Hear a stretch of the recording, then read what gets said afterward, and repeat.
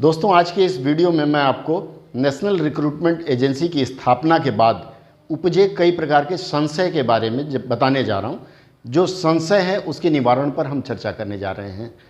सबसे पहली बात यह आई है कि नेशनल रिक्रूटमेंट एजेंसी की स्थापना के बाद से जितनी भी परीक्षाएं हैं वह अब इस एजेंसी द्वारा ली जाएगी, भर्ती की परीक्षाएं, और उनको एक प्रमाण पत्र अर्थात सर्टिफिकेट दिया जाएगा जिसमें उनका मार्क्स, अंक रहेंगे। इस अंक के आधार पर जब भी कोई संस्था भर्ती निकालती है आप आवेदन कर सकते हैं। यह एक बहुत अच्छा कदम है। इससे होगा क्या कि लोगों को कई बार विभिन्न परीक्षाओं के लिए आवेदन करना पड़ता था, उसमें बहुत पैसे, समय, काफ़ी चीज़ें खर्च होती थी।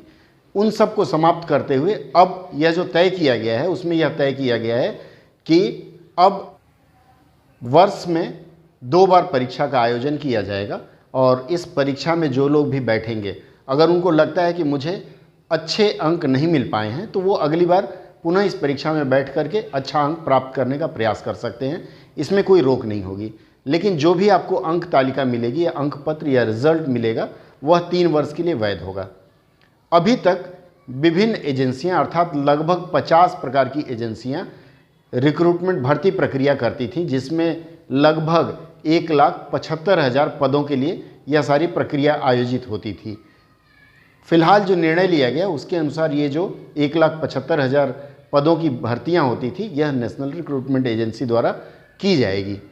अब इसमें देखिए सबसे बड़ा संशय जो लोगों के मन में आ रहा है, जैसे मान लीजिए कुछ लोग अनुवादक अथवा हिंदी अधिकारी, स्पेशलिस्ट ऑफिसर या हिंदी ऑफिसर या असिस्टेंट डायरेक्टर के पदों के लिए आवेदन करते थे। फिर कुछ पदों के लिए स्टाफ सिलेक्शन कमीशन भी परीक्षा लेती थी, उनका क्या होगा? इस विषय पे मैं बताने से पहले बताना चाहूँगा कि स्टाफ सिलेक्शन कमीशन केवल ग्रुप बी और सी, डी पद अब हट गए हैं तो सब सी में समाहित है, केवल बी और सी पदों की परीक्षा लेती थी। तो अभी तक जो परीक्षाएं ली जाती थी उसमें इन्होंने अलग अलग स्तर बनाया हुआ है। इस स्तर को हम इस तरह से समझें कि जो लोग मैट्रिक पास हैं, 10वीं पास हैं, उनके लिए एमटीएस के पदों पर भर्ती निकलती थी जो एसएससी लेती थी। इसके लिए 2 फेज़, कभी 3 फेज़ में परीक्षा आयोजित होती थी।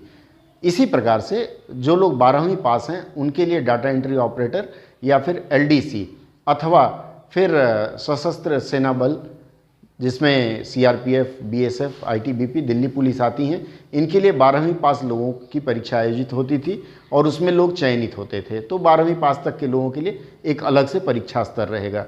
इसके बाद फिर आइए ग्रेजुएट लेवल तक, सीजीएल की परीक्षा जो एसएससी लेती थी या फिर बैंक क्लर्क की नियुक्ति के लिए परीक्षा का आयोजन करते थे, आईबीपीएस करती थी, वो सारी परीक्षाएं अब ये लेंगी और अलग अलग 3 स्तरों में तीनों क्वालिफिकेशन धारक के लिए ये परीक्षा आयोजित होगी। अब आते हैं हम, जब इतना हुआ उसके बाद जिन लोगों को संशय है वह यह है कि जो इंजीनियरिंग की परीक्षा देते थे। मित्रों, इंजीनियरिंग की परीक्षा चूँकि टेक्निकल है इसलिए इंजीनियरिंग वाली सारी परीक्षा अभी फ़िलहाल स्टाफ सिलेक्शन कमीशन लेगी या फिर आईबीपीएस जैसे लेती रही है। बैंकों में स्पेशलिस्ट ऑफिसर के पद होते हैं, जैसे हिंदी के पद हो गए या अन्य पद हो गए, वह सब अभी इसके अंतर्गत नहीं आया है। इसमें लिखा गया है केवल नॉन टेक्निकल पदों की भर्ती होगी। इन्हीं पदों में हिंदी अनुवादक का भी एक पद आता है। वैसे देखा जाए तो हिंदी अनुवादक का पद नॉन टेक्निकल है क्योंकि आप इंजीनियरिंग से नहीं काम करते, लेकिन यहाँ एक स्पेशलिटी होती है, एक विशेषज्ञता होती है जिसके अंतर्गत काम करते हैं। आप जब भर्ती के लिए जाते हैं तो उसका मानदंड होता है कि आपके पास एमए हिंदी हो अथवा अंग्रेजी हो और उसी के अनुसार आपको ग्रेजुएशन में हिंदी अथवा अंग्रेजी अथवा माध्यम पढ़ा होना चाहिए। उसके साथ आपको एक पीजी डिप्लोमा का भी धारक होना चाहिए, post graduate diploma in translation का। यदि इतना है तब, अर्थात यह एक विशिष्ट योग्यता है और इसके आधार पर लोगों को लिया जाता है। तो फिलहाल मुझे जहाँ तक लगता है कि इस परीक्षा का आयोजन अभी स्टाफ सिलेक्शन कमीशन पूर्ववर्ती करती रहेगी। नेशनल रिक्रूटमेंट एजेंसी की और एक जिम्मेदारी है, अभी तक जैसे स्टाफ सिलेक्शन कमीशन या आईबीपीएस या अन्य नियोक्ता या रिक्रूटमेंट एजेंसियां जो परीक्षा लेती थी वो 2 स्तरों में लेती थी, 2 फेज़ में, अर्थात फर्स्ट होता था स्क्रीनिंग, उसके बाद जो लोग निकल गए उसके लिए फिर दूसरा होता था और वो लगभग फाइनल होता था या फिर उसके बाद एक और परीक्षा आयोजित होती थी। तो ये जो फर्स्ट फेज़ होता था वह सारा फर्स्ट फेज़ ये नेशनल रिक्रूटमेंट एजेंसी सीईटी के माध्यम से करेगी। फर्स्ट फेज़ में जो लोग क्वालिफाई हो जाते हैं, उसके बाद संबंधित विभाग यदि चाहे तो उनके लिए सेकेंड फेज़ की परीक्षा का आयोजन कर सकती है, ऐसा इसमें दिया गया है। इसका एक और सबसे बड़ा जो लाभ आपको मिलने वाला है कि यह परीक्षा भारत के 12 भाषाओं में होने की बात कही गई है। अर्थात जो लोग अभी तक केवल हिंदी और अंग्रेजी पर ही निर्भर रहते थे, मान लीजिए हिंदी तो भारत की भाषा है, 11 भारत की और भाषाएं इसमें समाहित की जाएगी और उसमें परीक्षा देने के लिए कहा जाएगा। तो भारत के जो युवा हैं, जो मातृभाषा में पढ़ते हैं, उनके लिए यह एक सुनहरा अवसर होगा कि वो अपनी मातृभाषा में चयनित 11 भाषाओं में जो समाहित हैं उनमें परीक्षा दे सकते हैं। इसकी एक और अच्छी बात जो सामने उभर कर आई है वह यह है कि अभी तक परीक्षा जो आयोजित होती थी वो या तो राज्य के मुख्यालय में या फिर किसी एकाध जिले में हुआ करती थी, पर इस बार इस नियम में यह बनाया गया है कि हर जिले में, हर राज्य के हर जिले में एक परीक्षा के लिए केंद्र स्थापित किया जाएगा और उस केंद्र में ही परीक्षा का आयोजन होगा।